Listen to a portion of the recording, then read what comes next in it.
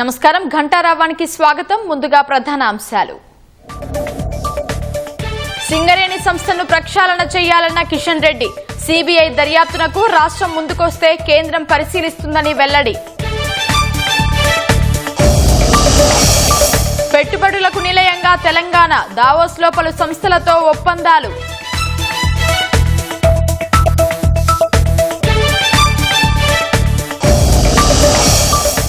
మేడారంలో ఘనంగా మండమెలిగే పండుగ. సంప్రదాయ పూజలు నిర్వహించిన గిరిజన పూజారులు.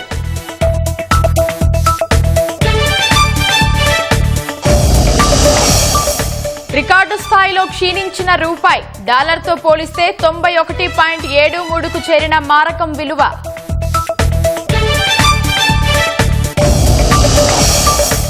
ఆకాశమే హద్దుగా దూసుకెళ్తున్న బంగారం, వెండి. 1.5 లక్ష దాటిన తులం మేలిమి ధర.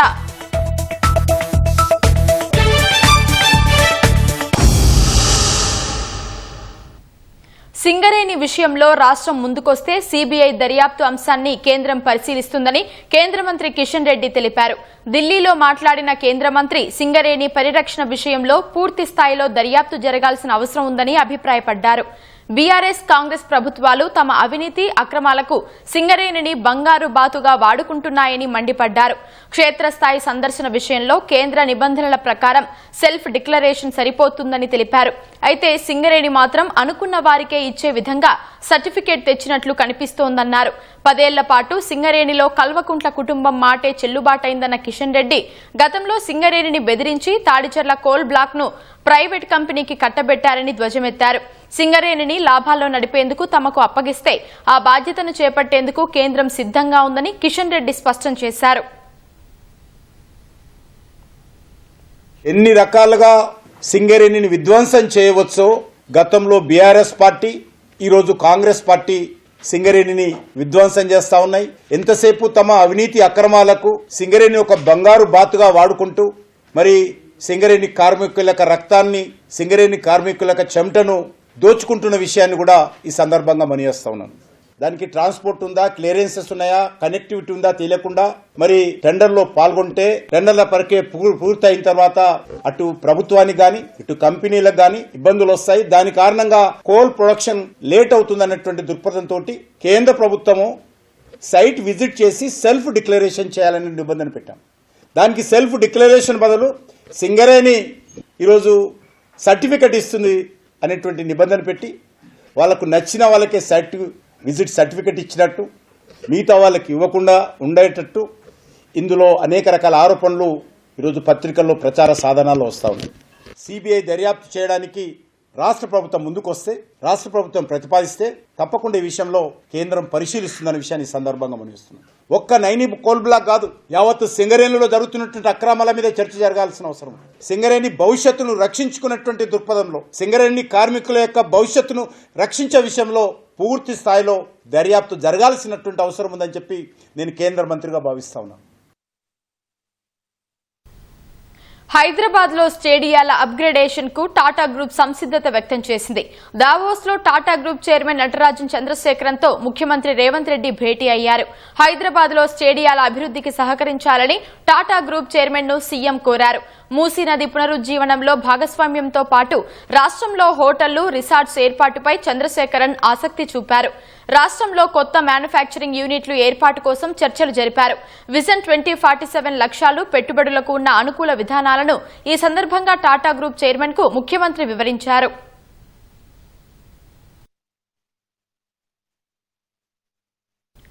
ఎలక్ట్రానిక్స్, సెమీకండక్టర్స్, ఆర్టిఫిషియల్ ఇంటెలిజెన్స్ రంగాల్లో చేపడుతున్న కార్యక్రమాలను వేగవంతం చేసే దిశగా రాష్ట్ర ప్రభుత్వం దావోస్ లో కాలిఫోర్నియాకు చెందిన బ్లైజ్ సంస్థతో అవగాహన ఒప్పందం కుదుర్చుకుంది. డేటా సెంటర్, ఆర్టిఫిషియల్ కంప్యూటింగ్ కు తక్కువ శక్తి వినియోగించే AI hardware, full stock software ను బ్లైజ్ సంస్థ అభివృద్ధి చేస్తోంది.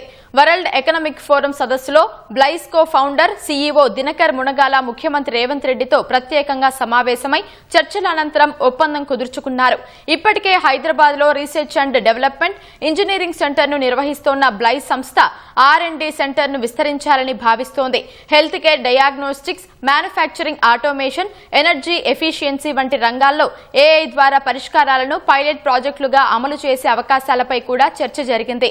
ఆర్టిఫిషియల్ ఇంటెలిజెన్స్, డేటా సెంటర్లు, క్వాంటమ్ కంప్యూటింగ్, హార్డ్వేర్, ఆటోమేషన్ రంగాల్లో తెలంగాణ వేగంగా ముందుకు సాగుతోందన్న సీఎం దేశంలోనే టెక్నాలజీ హబ్ గా తెలంగాణ వృద్ధి సాధిస్తోందని పేర్కొన్నారు.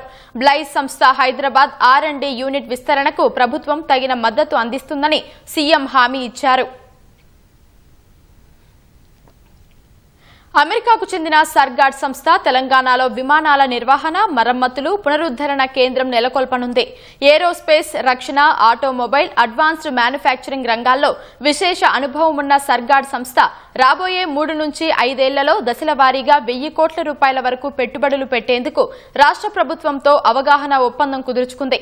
ప్రపంచ ఆర్థిక వేదిక సదస్సులో భాగంగా దావోస్లో సమావేశమైన సర్గాడ్ సంస్థ వ్యవస్థాపకుడు CEO శ్రీనివాస్ తోటకు రాష్ట్రంలోని పెట్టుబడుల అనుకూలతల్ని సీఎం వివరించారు. తెలంగాణను 3 ప్రత్యేక జోన్లుగా అభివృద్ధి చేస్తున్నామని తెలిపారు. వరంగల్, ఆదిలాబాద్లలో 2 కొత్త విమానాశ్రయాలు ఏర్పాటు చేస్తున్నామని, ఈ ప్రాంతాల్లో ఏదైనా ఒక చోట MRO కేంద్రం ఏర్పాటు చేసే అవకాశాలను కల్పించాలని ముఖ్యమంత్రి సర్గాడ్ CEOకు సూచించారు. వరంగల్, ఆదిలాబాద్ ప్రాంతాల్లో పారిశ్రామిక అభివృద్ధికి అత్యధిక ప్రోత్సాహకాలు అందిస్తామని హామీ ఇచ్చారు.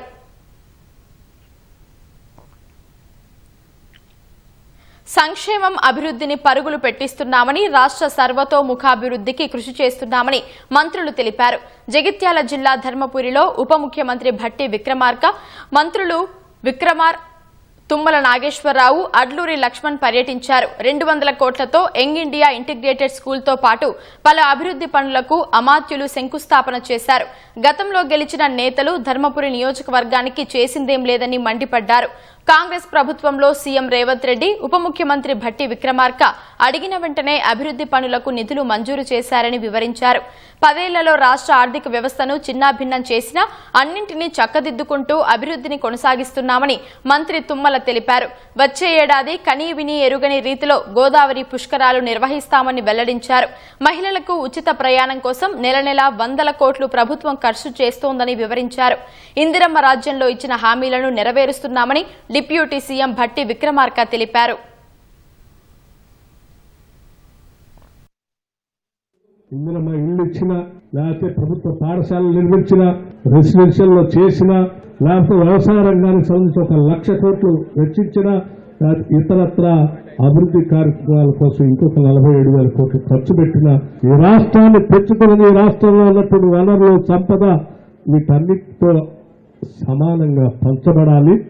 వీటన్నిటినీ ఆలోచన చేసి ఈ రాష్ట్రంలో ఈ సంక్షేమ కార్యక్రమాల్ని, అభివృద్ధి కార్యక్రమాలు చేస్తా ఉన్నాం. ఈ రాష్ట్ర సంపదని, ఈ రాష్ట్ర వనరుల్ని, ఈ రాష్ట్ర వ్యవస్థల్ని ప్రజలకే అంకితం చేస్తాను తప్ప ఇంకొకరు ఎవరికి ఇవే సమస్య అవకాశం కూడా ఇవ్వమని చెప్పి ఈ సందర్భంగా మీ అందరికీ మనవి చేస్తూ ముగిస్తా ఉన్నాను. నమస్కారం. జై హింద్. పామ్ ఆయిల్ తక్కువ వేస్తున్నారు మీ జిల్లాలో, కాబట్టి దయచేసి ఆయిల్ ఫామ్ వేయండి, అంతర పంటలు వేయండి. మీకు 1,50,000 2 లక్షల రూపాయల ఎకరానికి తక్కువ వస్తే మాది బాధ్యత. ఒకవేళ మీ యొక్క ఆయిల్ ఫామ్ లో కోతులు గిన చికాకు చేస్తే మాది బాధ్యత. మీరు గెలలు పంపిస్తే 3 రోజులలో డబ్బులు వేయకపోతే మాది బాధ్యత. కరువు వచ్చినా కూడా, కాటక వచ్చినా కూడా మీ పంట పండించేటటువంటి బాధ్యత ఈ రాష్ట్ర ప్రభుత్వాన్ని. 3 సంవత్సరాలు పంట వచ్చేదాకా పత్తిలో వేసుకోవచ్చు, మిర్చిలో వేసుకోవచ్చు, ఆఖరికి వరి పొలంలో కూడా వేసుకోవచ్చు. 3 సంవత్సరాల తర్వాత మీరు కాలు మీద కాలేసుకొని మీ బిడ్డలను ఇతర దేశాలకు పంపించి చదివించి మీసం తిప్పుకుంటా ఊళ్ళో మగోళ్లాగా తిరిగేదానికి అవకాశం ఉంటుంది. ఎన్నో సంవత్సరాలకెళ్ళి మేమే రాజులం, మేమే మంత్రులం, మాకు ఇక్కడ ఎదురులేడు, ముచ్చటగా 3వసారి మేమే ప్రభుత్వం అన్న బిడ్డలు ఏ రోజు కూడా ఈ ప్రాంత ఎడ్యుకేషన్ గురించి పట్టించుకోలేదట.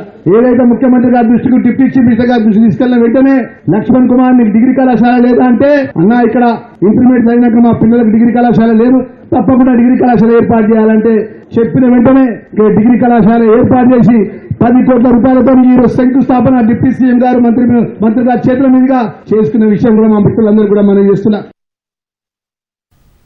రాజకీయాలకు అతీతంగా రాష్ట్ర అభివృద్ధిలో ప్రతి ఒక్కరూ భాగస్వాములు కావాలని మంత్రి సీతక్క తెలిపారు. నిజామాబాద్ జిల్లాలో పర్యటించిన సీతక్క ఆర్మూర్లోని కూరగాయల మార్కెట్లో TUFIDC కింద 19,62,00,000, అమృత్ 2.0 పథకం కింద 43 కోట్లతో అభివృద్ది పనులకు శంకుస్థాపనలు చేశారు. అదేవిధంగా మెండోరా మండలం సావెల్లో రహదారి నిర్మాణ పనులకు 2,15,00,000తో శంకుస్థాపన చేశారు. వచ్చే మున్సిపల్ ఎన్నికల్లో అత్యధిక స్థానాలను కాంగ్రెస్ కైవసం చేసుకుంటుందని ఆమె ధీమా వ్యక్తం చేశారు. మేడారంలో సమ్మక్క సారలమ్మ జాతరకు అన్ని ఏర్పాట్లు చేశామన్న మంత్రి సీతక్క రాబోయే రోజుల్లో గోదావరి పుష్కరాలకు కూడా నిధులు మంజూరు చేస్తామన్నారు. సింగరేణి బొగ్గు గనుల కేటాయింపులో బీఆర్ఎస్ చేస్తున్న ఆరోపణలన్నీ అవాస్తవమని మంత్రి పొన్నం ప్రభాకర్ తెలిపారు. గత ప్రభుత్వం 30% అధిక కేటాయింపులతో 20 టెండర్లు అప్పగించిందన్న పొన్నం బీఆర్ఎస్ హయాంలో కాంట్రాక్టులు పొందిన వాళ్లు కాంగ్రెస్ హయాంలో టెండర్లు దక్కించుకుంటే చెడ్డవాళ్లు ఎలా అయ్యారని ప్రశ్నించారు. 2014 నుంచి నేటి వరకు బొగ్గు గనుల కేటాయింపులపై బహిరంగ విచారణకు సిద్దమని ఆయన ప్రకటించారు. సీఎం రేవంత్ రెడ్డి విదేశీ పర్యటన తర్వాత గనుల కేటాయింపులపై సమగ్ర విచారణ జరిపి వాస్తవ విషయాలను రాష్ట్ర ప్రజల ముందు పెడతామని పొన్నం వివరించారు. విచారణ కోరుతున్న హరీష్ రావు ప్రభుత్వానికి లేఖ రాయాలని సూచించారు. బొగ్గు గనుల దర్యాప్తులోనూ బీజేపీ సహకరిస్తుందని బీఆర్ఎస్ నేతలు ఆశపడుతున్నారని ఎద్దేవా చేసిన పొన్నం కాళేశ్వరంపై సీబీఐ దర్యాప్తులో ఇప్పటి వరకు ఎలాంటి పురోగతి ఎందుకు లేదని ప్రశ్నించారు. ఓసీపీలకు సంబంధించి 20 గనులు అన్ని కూడా ఒకటైతే 35% ఎక్సెస్ తోటి ఇచ్చినారు. దాని తర్వాత తెలంగాణ ప్రజాపాలన ప్రభుత్వం వచ్చిన తర్వాత ఒక 5 మాత్రమే ఈరోజు అవార్డులు చేయబడ్డాయి. కందాల ఉపేందర్ రెడ్డి గారు అల్లుడు సృజన్ రెడ్డి గారు ఈరోజు పాత ప్రభుత్వంలో వెంకటేష్ కని కోల్ మైన్ కింద ఓబీఆర్ కాంట్రాక్ట్ కింద 2022లో ఆ రోజు సింగరేణి కాలనీకి సంబంధించినటువంటి టెండర్ తీసుకోవడం జరిగింది 4.34 ఎక్సెస్తో. ఆ రోజు కూడా సింగరేణి కాంట్రాక్టర్ ఆయనే. సింగరేణి కాంట్రాక్టర్గా టీఆర్ఎస్ హయాంలో మంచోడైతాడు, కాంగ్రెస్ హయాంలో తీసుకుంటే బంధుత్వం ఎట్లా వస్తుందని అడుగుతా ఉన్నాం. ఇలా తెలంగాణకు నిధులు తెచ్చుకొని తెలంగాణ అభివృద్ధిలో బాధ్యత గల ప్రతిపక్షంగా రమ్మంటే రారు. ఇవన్నీ జరుగుతున్న సందర్భంలో తెలంగాణ ప్రజలకు వాస్తవాలు చెప్పడానికి సింగరేణికి సంబంధించినటువంటి అసత్య ఆరోపణల్ని తీవ్రంగా ఖండిస్తూ ఆ అంశం మీద బహిరంగ చర్చ, అదేవిధంగా మీరు ఇచ్చినటువంటి 20 అలాట్మెంట్స్, మేము ఇచ్చిన 5 అలాట్మెంట్స్ మీద ఎటువంటి ఎంక్వైరీకైనా సిద్ధము. సింగరేణి బొగ్గు గనుల కేటాయింపు టెండర్లపై రాష్ట్ర ప్రభుత్వం అనుసరిస్తున్న విధానాలను వ్యతిరేకిస్తూ బీఆర్ఎస్ పార్టీ శ్రేణులు నిరసన వ్యక్తం చేశారు. భద్రాద్రి కొత్తగూడెం జిల్లా ఇల్లందులో సింగరేణి టెండర్లపై సీబీఐ విచారణ జరపాలని బీఆర్ఎస్ నేతలు డిమాండ్ చేశారు. టెండర్ విధానాల్లో సైట్ విజిటింగ్ పేరిట కాంగ్రెస్ ప్రభుత్వం అక్రమాలకు పాల్పడుతుందని నినాదాలు చేశారు. పెద్దపల్లి జిల్లా రామగిరి మండలంలో టీబీజీకేఎస్ ఆధ్వర్యంలో బీఆర్ఎస్ నేతలు ధర్నా చేపట్టారు. సైట్ విజిటింగ్ నిబంధన ఎత్తివేయాలని, అధిక ధరలకు దాఖలు చేసిన టెండర్లను రద్దు చేయాలని డిమాండ్ చేశారు. అధిక శాతం రేట్లకు బొగ్గును తవ్వి టెండర్లను కట్టబెడుతున్నారని టీబీజీకేఎస్ కార్మిక సంఘం అధ్యక్షుడు మిర్యాల రాజిరెడ్డి ఆరోపించారు. జయశంకర్ భూపాలపల్లి జిల్లా అంబేద్కర్ కూడలి వద్ద మాజీ ఎమ్మెల్యే గండ్ర వెంకటరమణారెడ్డి ధర్నా చేశారు. బొగ్గు గనుల టెండర్లలో జరుగుతున్న అక్రమాలపై సీబీఐ విచారణ జరపాలని డిమాండ్ చేశారు. హనుమకొండ మాజీ అదనపు కలెక్టర్ వెంకటరెడ్డికి సంబంధించి హైదరాబాద్, నల్గొండ, మిర్యాలగూడలోని నివాసాల్లో ఏసీబీ అధికారులు సోదాలు నిర్వహించారు. Hyderabad LB Nagar rock town కాలనీలో నిర్వహించిన సోదాల్లో 8,30,00,000 రూపాయల ఆస్తులకు సంబంధించిన పత్రాలు గుర్తించినట్లు అధికారులు తెలిపారు. మంచిరేవులలో 6 కోట్లు విలువ చేసే విల్లా, భువనగిరిలో ఒక ఫామ్ హౌస్, సరూర్ నగర్లో ఒక ఇల్లు ఉన్నట్లు ఏసీబీ జాయింట్ డైరెక్టర్ మురళి చెప్పారు. ఆదాయానికి మించి ఆస్తులు కూడబెట్టారనే ఆరోపణలపై ఏసీబీ తనిఖీలు చేపట్టింది. గత నెలలో 60,000 రూపాయలు లంచం తీసుకుంటూ వెంకటరెడ్డి ఏసీబీకి చిక్కారు. ఈ కేసులో ఇప్పటికే సస్పెన్షన్లో ఉన్నారు.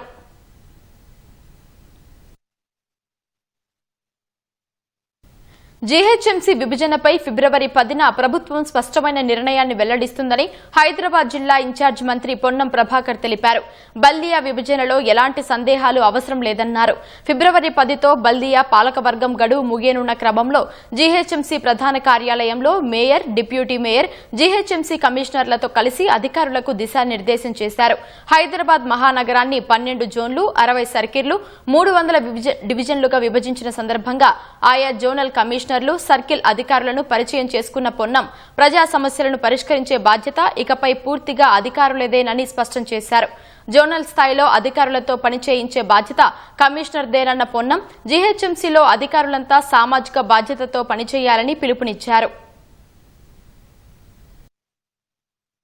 పాలకవర్గం కాల పరిమితి ముగుస్తా ఉంది కాబట్టి అధికారుల బాధ్యత మరింత పెరుగుతా ఉంది. ప్రజా సమస్యల్ని నేరుగా అధికారులే స్వీకరించి పరిష్కరించేటువంటి బాధ్యత ఏర్పడుతుంది. ఉన్నదానికంటే ఎక్కువగా అప్రమత్తంగా బాధ్యతగా పనిచేయాలనేటువంటి మాట ముఖ్యంగా 60 మంది డిప్యూటీ కమిషనర్లుగా 12 మంది జెర్సీలుగా వారందరినీ కోరడం జరిగింది. 2047 విజన్ కు అనుగుణంగా ఈ హైదరాబాద్ నగర పాలకంలో ఉన్నటువంటి ఏరియా అంతా కూడా అన్ని రకాల సౌకర్యాలను కలుగజేయడానికి కానీ ప్రజా సమస్యలు పరిష్కరించడానికి ఇన్ఛార్జ్ మంత్రిగా మేము ఎప్పుడు కూడా అందుబాటులో ఉంటాం.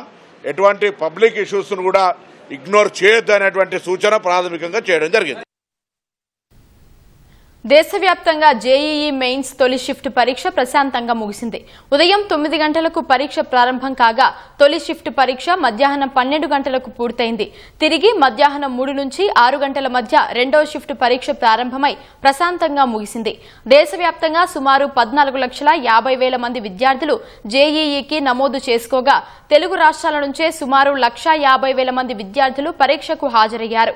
ఉదయం 8:30 గంటల వరకు విద్యార్థులు పరీక్షా కేంద్రంలోనికి అనుమతించగా ఎల్బీ నగర్ అయాన్ డిజిటల్ కేంద్రంలో ఆలస్యంగా వచ్చిన ఓ విద్యార్థి వెనుదిరగాల్సి వచ్చింది.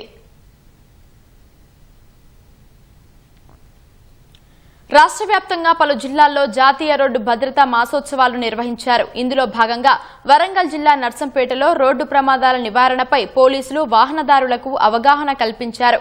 సీటు బెల్టు, హెల్మెట్ తప్పనిసరిగా ధరించాలని, మద్యం సేవించి డ్రైవింగ్ చేయవద్దని అధికారులు సూచించారు. నాగర్ కర్నూలు జిల్లా కొల్లాపూర్, కల్వకుర్తిలో రోడ్డు భద్రత అవగాహన ర్యాలీ నిర్వహించారు.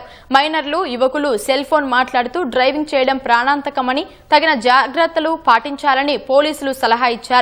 ఆదిలాబాద్ లో ఎస్పీ ఆధ్వర్యంలో అరైవ్ అలైవ్ కార్యక్రమం నిర్వహించారు. దృష్టి లోపం వల్ల ప్రమాదాలు సంభవిస్తున్నాయని డ్రైవర్లకు ఉచిత కంటి వైద్య శిబిరాన్ని నిర్వహించారు. ఎవరైనా అసాంఘిక కార్యక్రమాలకు పాల్పడితే టోల్ ఫ్రీ నెంబర్కు కాల్ చేయాలని జిల్లా ఎస్పీ సూచించారు. సంగారెడ్డి జిల్లాను ప్రమాదరహిత జిల్లాగా తీర్చిదిద్దేందుకు అరైవ్ అలైవ్ కార్యక్రమాన్ని చేపట్టారు. రోడ్డు భద్రతా ఉత్సవాల్లో భాగంగా జిల్లా ఎస్పీ పోలీసు సిబ్బందికి హెల్మెట్లు పంపిణీ చేశారు. వికారాబాద్ జిల్లాలో రోడ్డు భద్రతా ఉత్సవాల్లో భాగంగా జిల్లా ఎస్పీ ఆదేశాల మేరకు జాతీయ రహదారి 163పై ఉన్న సుల్తాన్పూర్ గేట్ ను బ్లాక్ స్పాట్ గా గుర్తించారు. గతంలో రోడ్డు ప్రమాదంలో కాలు కోల్పోయి నిస్సహాయుడిగా మారిన వ్యక్తిని పిలిచి ప్రజలకు అవగాహన కల్పించారు. ఎదుటివారి నిర్లక్ష్యం వల్ల కూడా ప్రమాదాలు పొంచి ఉన్నాయని, తప్పనిసరిగా జాగ్రత్తలు పాటించాలని పోలీసులు హెచ్చరించారు. రెండు శాఖల మధ్య సమన్వయ లోపంతో ఎన్ఎస్పీ స్థలంలోని కార్యాలయ భవనం మాదంటే మాదంటూ అధికారులు వాగ్వాదానికి దిగగా కింది స్థాయి సిబ్బంది పోట్లాట వరకు వెళ్లిన ఘటన నల్గొండ జిల్లా మిర్యాలగూడలో చోటు చేసుకుంది. 2025 అక్టోబర్లో ఎన్ఎస్పీ క్యాంపులోని ఖాళీ భవనాన్ని ప్రభుత్వం నీటిపారుదల శాఖకి కేటాయించగా ఇటీవల అదే భవనాన్ని రిజిస్ట్రేషన్ల శాఖకు అప్పగిస్తూ కలెక్టర్ ఉత్తర్వులు వెలువరించారు. నీటిపారుదల శాఖ నడుస్తున్న భవనంలోకి సబ్ రిజిస్ట్రార్ సిబ్బంది సామాగ్రితో రావడం ఉద్రిక్తతకు దారితీసింది. నీటిపారుదల శాఖకు చెందిన అధికారులు మాత్రం సమాచార లోపం వల్లే ఇలా జరిగిందని వారితో వాదించారు. ఉన్నతాధికారులు జోక్యం చేసుకుని ఆ భవనంపై తుది నిర్ణయం తీసుకోవాలని సిబ్బంది కోరుతున్నారు.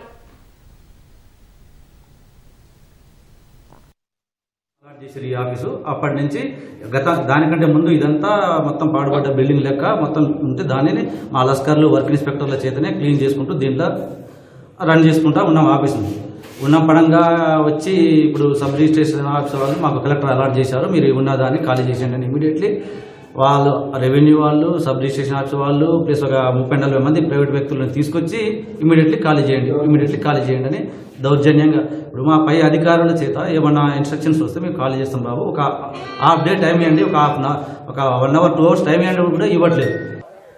ఆర్డర్ ప్రకారం డిస్ట్రిక్ట్ కలెక్టర్ ఏ బిల్డింగ్లు అయితే, ఏ గవర్నమెంట్ ఆఫీసులు అయితే ప్రైవేట్ ఆఫీసులలో నడుస్తున్నాయో, మాకు కమర్షియల్ ట్యాక్స్, రిజిస్ట్రేషన్ ఆఫీసు, కొన్ని ఆఫీసులు ఉన్నాయి, వాళ్ళకి మిర్యాలగూడలో అందుబాటులో ఉన్న గవర్నమెంట్ ఆఫీసులకి వెళ్ళమని ఒక ఆర్డర్ ఇచ్చింది కలెక్టర్ గారు. ఈ నెల 12వ తారీఖున ఇచ్చిండు. మాకు ఇందులో భాగంగానే ఎన్ఎస్పి డిఎస్పి ఆఫీస్ పక్కన ఎన్ఎస్పి బిల్డింగ్, ఏ కేటగిరీ బిల్డింగ్ను కేటాయించడం జరిగింది. దాని ప్రకారం ఆ బిల్డింగ్ను మాకు హ్యాండ్ ఓవర్ చేయాలని చెప్పి ఇరిగేషన్ ఈఈ గారిని కలవడం జరిగింది. కలిసి ఓవరాల్గా అడగడం జరిగింది. అది ఇవ్వమని చెప్పారు. తర్వాత రిటర్న్గా రాతపూర్వకంగా లెటర్ ద్వారా కలెక్టర్ ఆర్డర్ పెడుతూ మేము పంపించడం జరిగింది. మేడారంలో మండమెలిగే పండుగ ఘనంగా జరిగింది. మహాజాతరకు సరిగ్గా వారం ముందు ఆలయ పూజారులు ఈ పండుగను నిర్వహించడం ఆనవాయితీగా వస్తోంది. మండమెలిగే పండుగతో మహాజాతర లాంఛనంగా ప్రారంభమైనట్లేనని పూజారులు చెబుతున్నారు. వేకువజామునే లేచి పూజారులు ఆలయాలను శుద్ధి చేసి ముగ్గులు వేశారు. డోలు వాయిద్యాల నడుమ మేడారం పరిసరాల్లో గ్రామస్తులతో కలిసి పసుపు కుంకుమలతో పూజలు చేస్తూ దిష్టి తోరణాలు కట్టి గ్రామాన్ని అష్టదిగ్బంధనం చేశారు. ఇలా చేస్తే గ్రామంలోకి దుష్టశక్తులు రావన్నది వారి విశ్వాసం. ఇవాళ రోజంతా ఉపవాసాలు ఉండి రాత్రి తల్లులకు నైవేద్యాలు సమర్పించి జాగరణ చేస్తారు. రేపు ఉదయం వరకు అత్యంత భక్తి శ్రద్ధలతో పూజారులు పూజలు నిర్వహిస్తారు.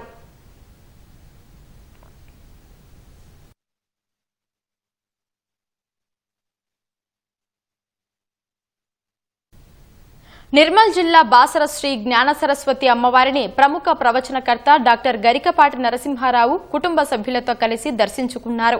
అమ్మవారికి ప్రత్యేక పూజలు నిర్వహించారు. ఆలయ అర్చకులు, అధికారులు ఆలయ మర్యాదలతో పూర్ణకుంభంతో స్వాగతం పలికారు. దర్శనం అనంతరం ఆలయ ప్రాంగణంలో ఏర్పాటు చేసిన ప్రవచన సభలో ఆధ్యాత్మిక విషయాలు బోధించారు. ఈ కార్యక్రమంలో అధిక సంఖ్యలో భక్తులు పాల్గొన్నారు.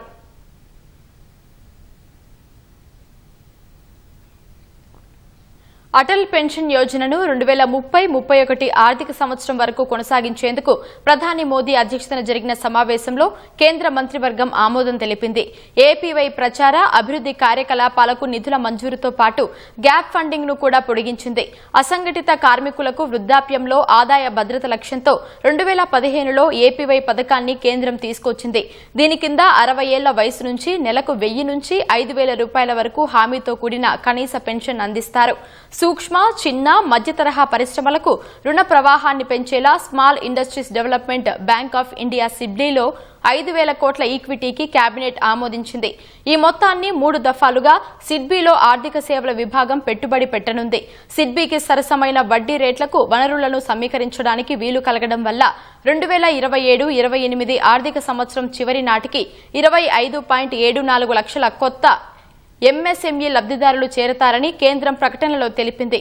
ఈ కేటాయింపు ద్వారా 1.12 కోట్ల ఉద్యోగాల కల్పన జరుగుతుందని అంచనా వేసింది. అమెరికా డాలర్తో పోలిస్తే రూపాయి మారకపు విలువ రికార్డు స్థాయిలో పతనమైంది. బంగారం, వెండి దిగుమతులు పెరగడం, దేశీయ మార్కెట్ల నుంచి ఎఫ్ఐఐలు విక్రయాలను కొనసాగించడం వంటి పరిణామాల మధ్య రూపాయి విలువ భారీగా పడిపోయింది. ఇవాళ 76 పైసలు మేర క్షీణించింది. మంగళవారం 90.97 వద్ద ముగిసిన రూపాయి మారకపు విలువ ఈ ఉదయం 91.05 వద్ద ప్రారంభమైంది. అమెరికా, ఐరోపా మధ్య వాణిజ్య యుద్ధ భయాలు, గ్రీన్లాండ్ను స్వాధీనం చేసుకునేందుకు అమెరికా ప్రయత్నాలు కొనసాగుతుండగా రూపాయి మారకపు విలువ ఒక దశలో అత్యల్ప స్థాయి అయిన 91.74కు పడిపోయింది. దేశీయ స్టాక్ మార్కెట్లు ముగిసే సమయానికి 91.73 వద్ద స్థిరపడింది. దేశీయ స్టాక్ మార్కెట్లలో ప్రతికూల పరిస్థితులు కూడా రూపాయి పతనానికి దారితీశాయని మార్కెట్ వర్గాలు తెలిపాయి.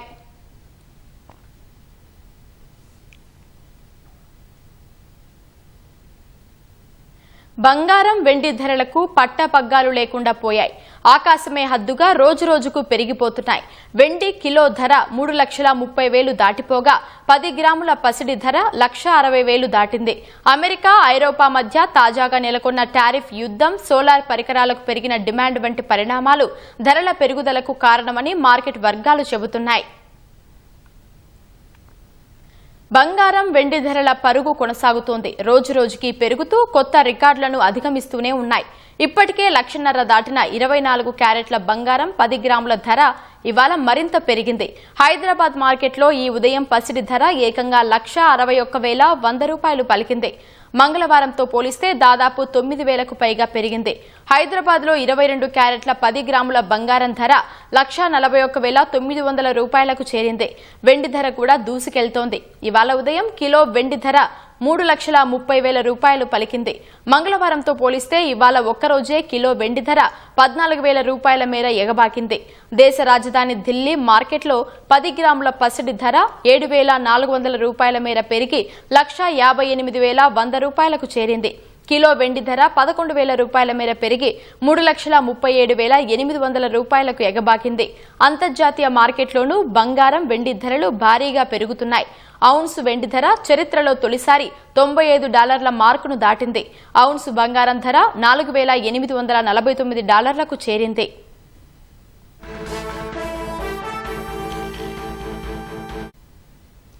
గ్రీన్లాండ్ స్వాధీనానికి సహకరించడం లేదంటూ ఐరోపా దేశాలపై అమెరికా అధ్యక్షుడు ట్రంప్ భారీ సుంకాలను ప్రకటించారు.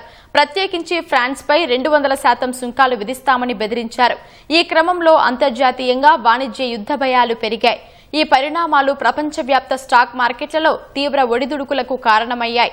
ఈ పరిస్థితుల్లో బంగారం, వెండిని మదుపర్లు సురక్షిత పెట్టుబడిగా భావించడం వల్ల వీటి ధరలు గణనీయంగా పెరుగుతున్నాయని బులియన్ మార్కెట్ విశ్లేషకులు చెబుతున్నారు. మరోవైపు సోలార్ విద్యుత్ సహా విద్యుత్ వాహనాల తయారీ రంగాల నుంచి వెండికి గిరాకీ పెరుగుతుండడం వల్ల దానికి విపరీతంగా డిమాండ్ ఏర్పడింది. గోల్డ్, సిల్వర్ ఈటీఎఫ్లలో మదుపరులు పెద్ద ఎత్తున కొనుగోళ్లు జరుపుతుండడం కూడా వీటి ధరల పెరుగుదలకు మరో కారణమని మార్కెట్ వర్గాలు అంచనా వేస్తున్నాయి.